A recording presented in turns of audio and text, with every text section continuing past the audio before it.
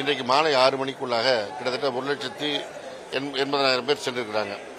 இது கடந்த ஆண்டு 6,59,000 பேர் மொத்தமாக பொங்கலுக்கு பயணித்தார்கள். இந்த ஆண்டு இதுவரை 7,59,000 பேர் பயணித்திருக்கிறார்கள். இரவு 12 மணி வரை இன்னும் கூடுதலாக பயணிப்பார்கள் என்று எதிர்பார்க்கப்படுகிறது. அதேபோல முன்பதிவும் கடந்த ஆண்டை விட இந்த ஆண்டு கூடுதலாக இருக்கிறது. இன்னும் 6 நாட்களுக்கு இருப்பதற்குள்ளாகவே கடந்த ஆண்டு செய்த மொத்த பொங்கலுக்கான முன்பதிவை இந்த நாளிலே கடந்திருக்கிறோம். இன்னும் 5-6 நாட்கள் இருக்கிறது. இன்னும் கூடுதலாக முன்பதிவும் அமையும் என்று எதிர்பார்க்கிறோம். எனவே பொதுமக்களை பொறுத்தவரை மாண்புமிகு தமிழ்நாடு முதலமைச்சர் அவர்கள் தலைமையில் இந்த அரசு சிறப்பான நடவடிக்கை எடுத்த காரணத்தினால் இந்த பேருந்துகளுக்கு மாறுகின்ற ஒரு காட்சியை பார்க்கிறோம். அதேபோல கடந்த காலங்களில் மற்ற போக்குவரத்து கழகங்களில் மற்ற மாவட்டங்களில் இயங்குகின்ற பேருந்துகளை சிறப்பு பேருந்துகளாக சென்னைக்கு இயக்கும் வழக்கம் இருந்தது. இந்த ஆண்டு தனியார் பேருந்துகளை ஒப்பந்த அடிப்படையில் இயக்குகின்ற காரணத்தினால் அவையெல்லாம் அந்தந்த பகுதியில் இயக்கப்படுகிறது. மிக குறிப்பாக சொல்ல வேண்டும் என்றால் சென்னை மாநகர போக்குவரத்து கழகத்தினுடைய பேருந்துகள் 2012ஆம் ஆண்டு துவங்கி இந்த கடந்த ஆண்டு வரை இதுபோல சிறப்பு பேருந்துகளாக இயக்கப்பட்டது. அவசர நேரத்தில் எடுத்து இயக்குவது.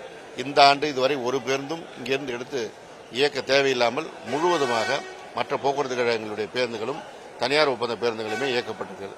இதுவே ஒரு மிக சிறப்பான இந்த பொங்கலுக்கு அமைந்திருக்கிறது. கிளாம்பாக்கம் பேருந்துகளையும் இப்போ போயிட்டு தான் வந்தேன். மிக நிதானமாக மக்கள் செல்லக்கூடிய சூழல் தான் இருக்குது. ரொம்ப பெரிய நெரிசலோ அந்த எந்த ஒரு பேருந்து இல்லைன்னு காத்திருக்கிறதோ இல்லை. அவங்க வர வர பேருந்துகள் காத்திருக்கின்ற பேருந்துகளில் ஏறி போய் கொண்டு அந்த சூழல் தான் இருக்குது. திரும்பி சென்னைக்கு வருவதற்கு 15ஆம் தேதி துவங்கி 19ஆம் தேதி வரை 22,868 பேருந்துகளை இயக்கப் போகிறோம். இது சென்னை வருவதற்கு தமிழ்நாட்டின் மற்ற பகுதியில் சொந்த ஊர்களிலிருந்து அவங்க பணியிடங்களுக்கு போவதற்கும் மொத்தமாக இயக்கப்பட இருக்கிறது. பொதுமக்கள் எந்த தயக்கமும் இல்லாமல் அரசு பேருந்துகளில் பயணித்து தங்கள் ஊருக்கு சென்றுவதற்கும் திருப்பி பணியிடங்களுக்கு வருவதற்கும் நடவடிக்கை எடுத்துக்கொள்ளலாம்.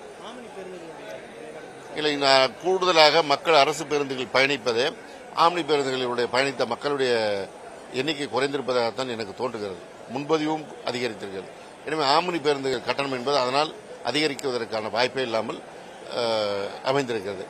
மற்ற பகுதிகளில் தமிழ்நாட்டின் சென்னை இல்லாமல் மற்ற பகுதிகளில் கடந்த 3 நாட்களுக்கு முன்பாக ஒரு சில வழித்தடங்களில் கூடுதல் கட்டணம் வசூலிக்கிறார் என்ற தகவல் வந்தவுடன் அவர்களை அழைத்து போக்குவரத்து ஆணையர் அலுவலகத்தில் அறிவுரை வழங்கப்பட்ட பிறகு அவர்களும் கட்டணத்தை குறைத்து இயக்கியிருக்கிறார்கள். இதை தாண்டி ஏதாவது குறிப்பிட்ட புகார் இருந்தால் நடவடிக்கை எடுக்கப்படும்.